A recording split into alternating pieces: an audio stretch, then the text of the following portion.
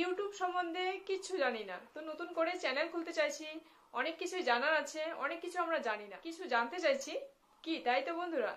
তো চলো বেশি দেরি না করে এই ভিডিওর মাধ্যমে তোমাদেরকে আমি কিছু জানাতে চাই। অনুরোধ রইল তোমরা ভিডিওটি স্কিপ না করে পুরো ভিডিওটি দেখার চেষ্টা করো। তো নমস্কার বন্ধুরা, আমি হচ্ছি অঙ্কিতা। আমার অঙ্কিতা ব্লগ চ্যানেলে তোমাদের অনেক অনেক স্বাগত। আর আজকের এই ভিডিওর মধ্যে আমি কিছু টপিক নিয়ে তোমাদের কাছে চলে আসলাম ইউটিউব সম্বন্ধে। তো নতুন করে আমরা চ্যানেল খুলেছি বা এখনো কিছু চ্যানেল খুলে আপলোড করিনি, তো তোমাকে এর আগে কিছু চ্যানেলকে ফলো করতে হবে। কে কিভাবে ভিডিও ছাড়ছে তোমাকে ওইগুলো জেনে নিতে হবে। তো ফার্স্ট কথা হচ্ছে কি, মেন কথা সময়। তো ইউটিউব তুমি যদি ওপেন করেছো, তোমাকে মেন কথা হচ্ছে সব থেকে বড় কথা, তোমাকে ওখানে সময় দিতে হবে। সময়টা তুমি যত দিতে পারবে তুমি তত তাড়াতাড়ি তুমি এগিয়ে যেতে পারবে।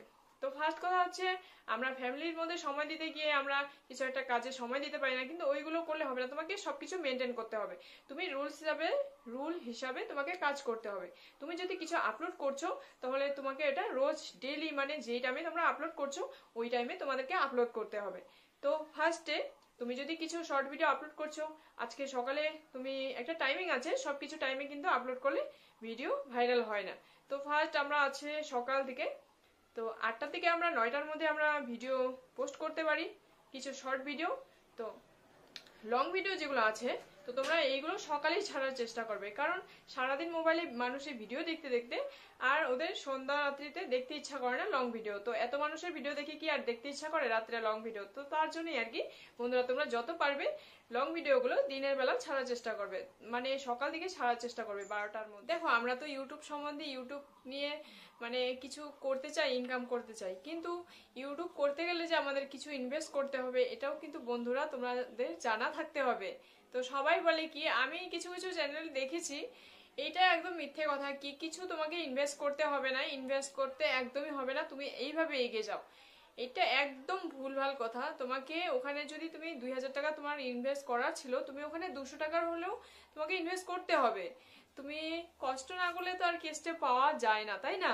তো হয়তোবা তুমি এখন ব্লগ ভিডিও বানাচ্ছ, ব্লগিং তো চ্যানেল তোমার, তো তুমি ব্লগ ভিডিও করছো, তোমাকে এইভাবে এখান থেকে গিয়ে ওখানে, ওখান থেকে গিয়ে ওখানে, মোবাইলটা তুমি কোথায় রাখবে? তো তুমি জলের কাজ করবে যখন, তুমি জলের মধ্যে মোবাইলটা রাখতে পারবে কি? আমাদের মতো নর্মাল মানুষদের কাছে হয়তোবা একটা হ্যাভি দামি মোবাইল আমাদের কাছে নেই।